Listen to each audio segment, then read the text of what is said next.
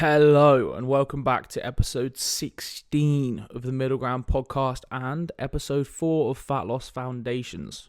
This looks like a normal setup. This looks like the same place I always record the podcast, and that's because it is. However, the sun might come up while I'm recording this because it is currently 7:27 in the morning and it's dark and I've got a massive artificial light in my face, which is really pleasant. However, today, we're going to talk about how to build meals without overthinking it, and meals that you enjoy, more importantly. Meals that you enjoy and that help you move towards your fat loss without overthinking shit. Because a lot of people overthink their meals when it comes to fat loss. You think because you have this goal, everything has to be perfect. They have to be whole food, high nutritious, high effort as well. A lot of people think food that supports your goals is inherently a high effort endeavor, and it isn't. You can have very low effort meals that help you towards your goal. So this will be a framework. I'll provide you essentially with a framework or a way of thinking that you could use and apply next time you want to make a meal, which hopefully is at some point today, because you eat 3 times a day, hopefully. So if you understand how to make meals better and how to make meals that support your goals easier, your goals will come much more simply to you, rather than this excess of effort and this labor with making meals that turns a lot of people off of working towards their goals because they think that it's a very high effort thing and that is the highest hurdle and the hardest thing to get over. When in reality, if you know how to construct a meal and you have this framework in your head, things get much easier. So, first of all, I'm going to dive a little bit into why meal plans tend to fail. And don't get me wrong, I have clients that use meal plans. I've used meal plans before. And they've worked. And they have worked. But I know that is not everyone. That is the exception to the rule. Some people just want to be told what to eat. And they don't want to have to think about it. And they want to know that every single day, this is what I eat. This is what I do. And if I do this, I repeat this system, it will help me achieve my goal. And that's very fair. And that's how I work sometimes. However, meal plans don't account for real life. They account for the perfect day. They account for the day where you've had prep, the day where you have time, and the day where things don't go wrong. Whereas, different approaches can help account for that. So, with a meal plan, if you can't, for example, if your lunch requires prep, and all of a sudden on a Sunday you don't have time for prep, that might fuck up your entire week of eating. Whereas if you simply track your food and have a more flexible approach to it and make your meals, you can still prep, you can still do all of these things, but you have more freedom there, then something goes wrong, you can pivot much easier rather than being oblivious. I think a lot of people want a meal plan because it means they don't have to think about calories or protein, and they just know that if they eat these things, they will hit their goals. And while that is very, very true and very fair, I think a lot of people need the awareness around calories and nutrition and protein in their food to then be able to make those decisions for themselves. At one point in time, you're not going to be able to stick to a meal plan, or you maybe won't have a coach. So you need to be able to make those decisions. You need to be able to have that knowledge and that information for yourself. So in my eyes, that's why meal plans tend to fail. It's because they don't account for real life or the long term. You're not going to be able to eat off a meal plan forever, right? So I generally believe that tracking your food from a healthy place and from a educational place is a much more sustainable approach for a lot of people. Again, if I get someone through the doors that has no idea about nutrition, no idea about anything, maybe you stick them on a meal plan for a little bit, and they track it. That's a nice process to go through. Go on a meal plan, then you track your meal plan while you're doing it. Then you can start to make some changes, some swaps here and there, still hit your targets, and then by the end of that, you're just tracking your food. That's a nice process that I go through with some people. So that's why meal plans fails. Meal plans fails. Fucking hell. Why meal plans fail. Now I'm going to introduce a simple system and a framework that I use to create meals that don't rely on a meal plan, and that can help you hit your goals. But before that, I'm going to have a sip of coffee, and I'm going to hold the mic away from me so I don't slurp in your ear.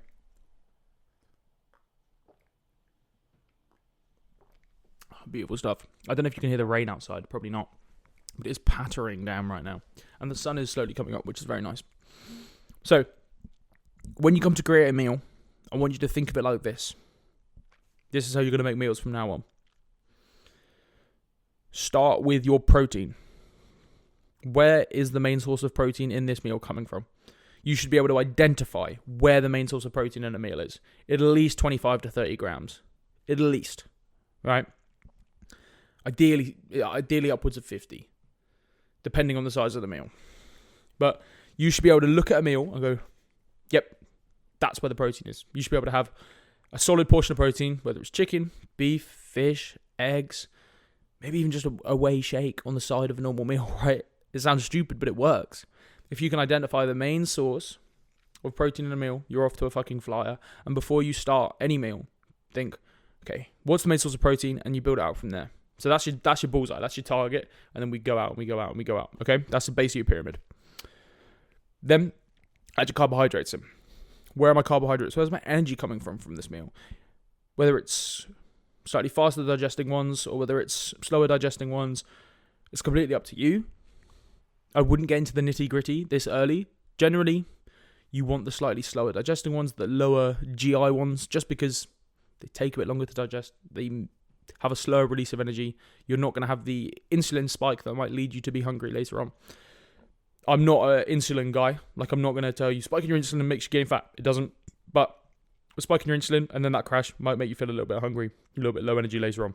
So if you can get a slower release of carbohydrates, potatoes, for example. Potatoes are one of the most satiating foods on the planet.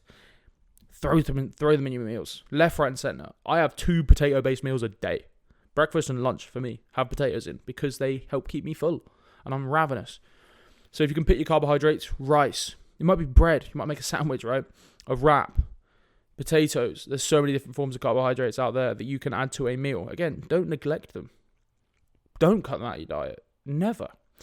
They should be your second foundational piece of any meal. You go protein, carbohydrates. So you should be able to look at a meal, you go, where are my carbohydrates coming from in this meal, and identify it. Okay, so that's your second, right? Your next layer of your pyramid. Okay. Then we've got veg/fruit. So our micronutrients, primarily come from these.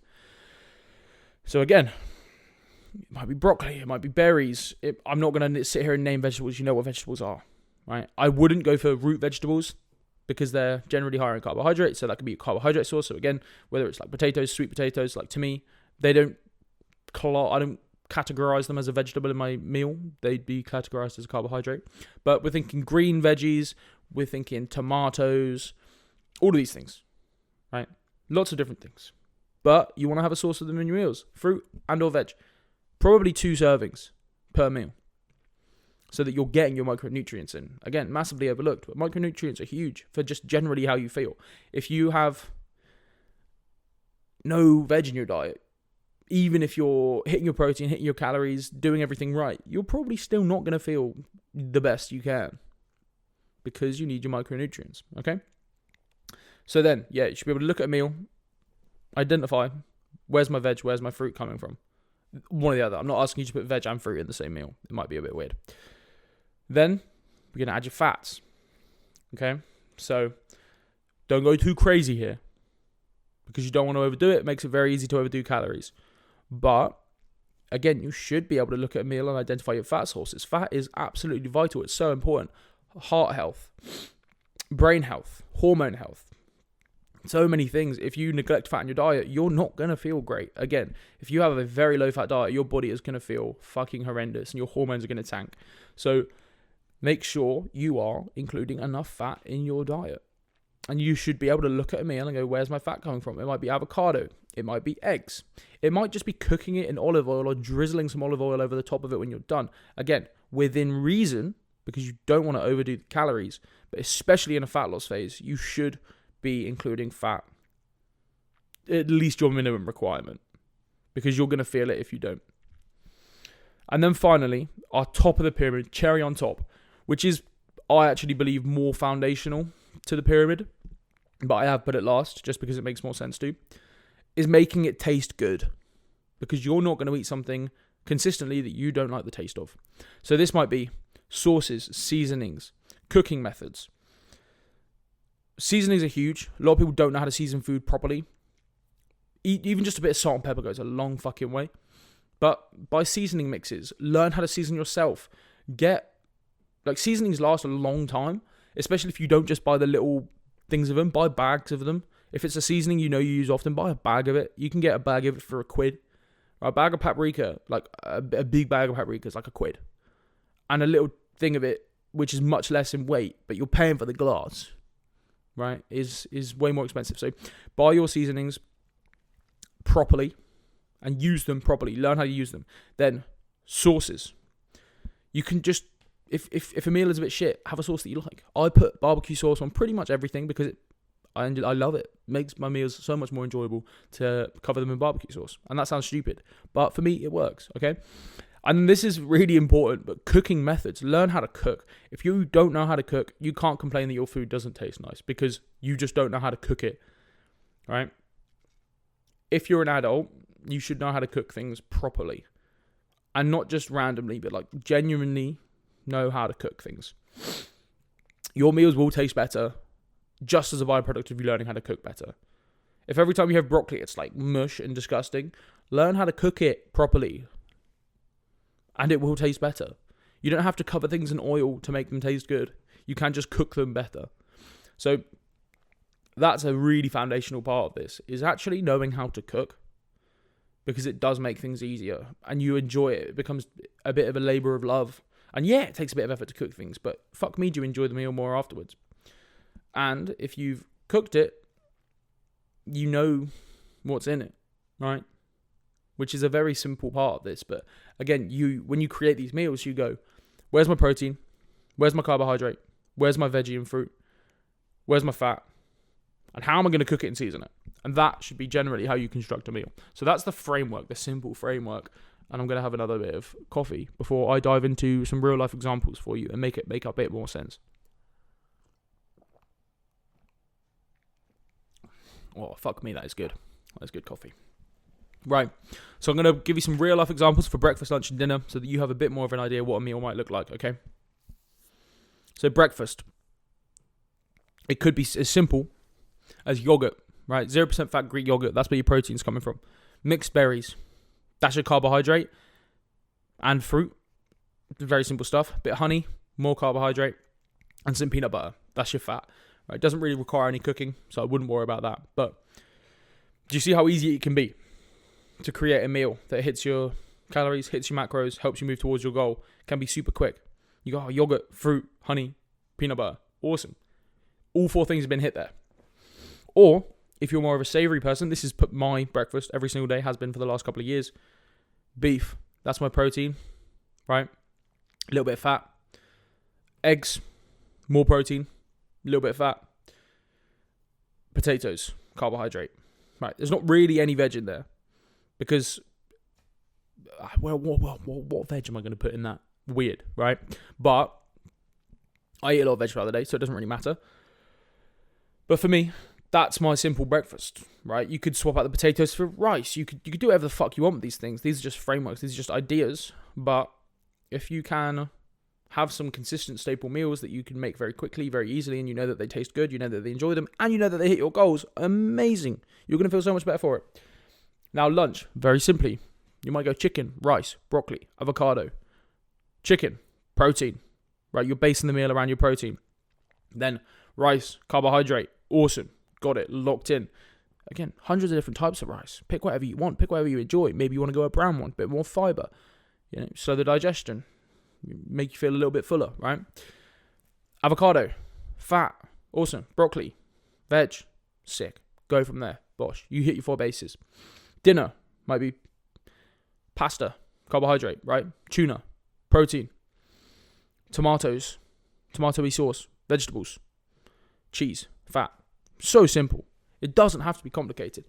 And these, do you know how many different types there is? Do you know how many different ways you can cook tuna pasta? You could make a lasagna. You could make a rigatoni. I don't know. I'm not smart. I don't know these different types of pasta names. But you can do it. Okay? Just because you have these base ingredients doesn't mean you can't construct them in different ways. This is what I talk about. This is what I mean when I talk about cooking methods. Learn how to cook things differently. And you can make hundreds of different meals out of the same core ingredients, just with different seasonings, different methods, and different types of things, different types of pasta, create completely different meals. So don't overthink it, but have your core components and go from there. Now, one thing that might be throwing people off and that definitely doesn't work with a meal plan is eating out. And there's two ways to approach this. Two very key ways to approach this. The first one is if you eat out regularly. So let's say once a week, maybe twice a week, you have to eat out, whether it's work, lunches, or whatever it is, okay? You just eat out quite often. What you're going to do is you're going to look on the menu for protein. So look for a dish, very similar to when you create your own meals, but in this dish, you should be able to identify your source of protein and have it to a good degree. I'm not talking about, like a single chicken wing, okay? You need a good amount of protein. So look through the menu, go, right, which dish here is pretty high protein, okay? And then you go from there. There's not much you can do beyond that when you're eating out, apart from listen to your hunger cues and stop when you're full. That's a massive one. If you're eating and you go, I'm actually full, but I've paid for this, stop eating. You can take it home with you. You can eat more later, but there's no point just overeating because you paid for it, okay? So that's the approach if you eat out regularly and you want to stay on track relatively. You eat out, you look for your protein, you eat until you're full, and then you crack on with the rest of your day. And that's very simply how you do it, right? If you eat out very occasionally, and it's more of an occasion, I suppose, I wouldn't worry about it. I really wouldn't worry about it. You go out, you enjoy yourself, you eat what you want to eat within reason. Don't eat like an asshole, obviously, but eat what you want to eat within reason, and you can go from there. And then you go home and you continue as normal. You continue next day as normal. That small little bit of extra food, extra calories, isn't going to impact your fat loss at all if you keep going as normal the next day or the next meal. You want to make your next decision a positive one, a normal one. You don't want to let it spiral. So if you eat out not very often, just go and enjoy it. Continue as normal, okay? That is how I'd approach eating out. So if you're regularly, try and manage it, try and hit your protein, go from there. If not regularly, fucking enjoy it, crack on, okay? So, last little bit is flexibility versus rigidity, right? And why it's important to be flexible with these things instead of really rigid. I think a lot of people think about this progress as a rigid process, right? I need to be doing this. This is the path. This is all I can do. When in reality, if we're a bit more flexible, things get a lot more easier because you're able to make progress in less than ideal situations. When things aren't perfect, you can still make progress. Your progress doesn't rely on external circumstances. It relies on how you react to those things and how flexible you can be and how quickly you can pivot. And if you can master that and master flexibility, your progress will come much more consistently. If we compare someone that's super rigid and more flexible, the rigid person might make more progress initially. But as soon as things get in their way, it's going to blow up. They're not going to make much progress. The flexible person might make progress a little bit less fast, right? A little bit more slow at the start, but they're going to adapt through every circumstance and weave their way through and keep going forward, and they're not going to be pushed back by a less than ideal circumstance. So theoretically, it's a slower approach, but in reality, it's a consistent and faster approach, which is what we want. You need to be flexible with these things. You need to get hit and adjust and dodge and weave and keep going and find ways around. And if you have that mindset, that flexible mindset, that growth mindset, when problems come your way, you're not like, oh, woe is me, I can't make any progress now. You're thinking, okay, what do I do about this? You see it as a challenge to overcome rather than a wall in your way. You go, right, how am I going to get around this? How am I going to get over this? How are we going to keep moving forward rather than, oh, but I guess I can't do anything. I guess I should just eat like shit now because I can't hit my targets, whatever it is. Flexible mindsets always win. Weave throughout the challenges, roll with the punches, and keep moving forward. And that's the biggest takeaway here. And that's why learning how to construct your meals and have a solid framework around how you make meals allows you to be more flexible. Because even if you're in a supermarket, right, you've had a long day, you're thinking, oh, I really don't want to fucking, I really don't want to cook. I don't want to do any of these things. Maybe you're on the go, whatever it is. If you have this framework, you can still make meals. If you go, right, a meal doesn't have to look like a meal. A meal doesn't have to look like a meal. You could be in a supermarket and go, okay, protein, cool, I'm going to get some pre-cooked chicken, awesome. Carbs, I suppose you could buy some bread, you could buy a bread roll, you could buy some bananas, right? Again, a meal doesn't have to look like a meal. It is not uncommon for me to go into a supermarket when I'm on a road trip and buy some bananas and a lot of pre-cooked chicken and just eat that. Is it delicious? Well, I think it is. I'm weird, but is it a delicious meal? No. But is it a flexible meal that allows me to keep moving forward in a less than ideal situation? Yes. And that's what we want. Things aren't going to be perfect. It's not going to look perfect all the time. It's not going to be pretty all the time. But it's going to be consistent and you're going to show up. And you're going to keep making progress. So if you have this framework locked into your head, you can walk around a supermarket. Whatever situation you're in, you can probably get to a supermarket or a corner shop.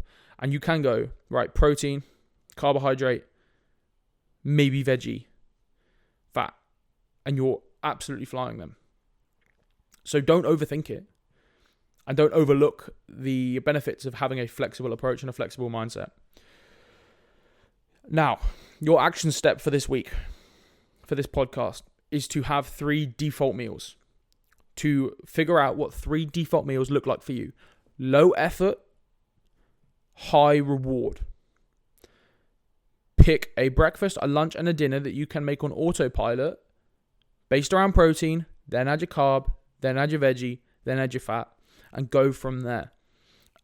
Things that don't require hours in the kitchen, things that don't require a lot of prep, things that you can generally throw together. Get your default meals in place and see how easy life gets. And things that you don't get that bored of. And if you do get bored of, you can change the sauces, you can change the seasonings, you can change the cooking methods. That's why that's important. Because when you do get bored of these things, you can then switch up. You don't have to switch up the core ingredients of the meal. The nutrition stays the same, but the meal and the flavor changes completely. Okay? So that's basically it. That's more or less everything for today around building meals and how to build meals without overthinking it and have a flexible mindset. So I hope you enjoyed. I hope that was helpful. And I'll see you next week for episode 4 of Fat Loss Foundations. Please follow me on Instagram. Comment any questions you have down below. Like, subscribe, rate the podcast. And I will speak to you all in the next one.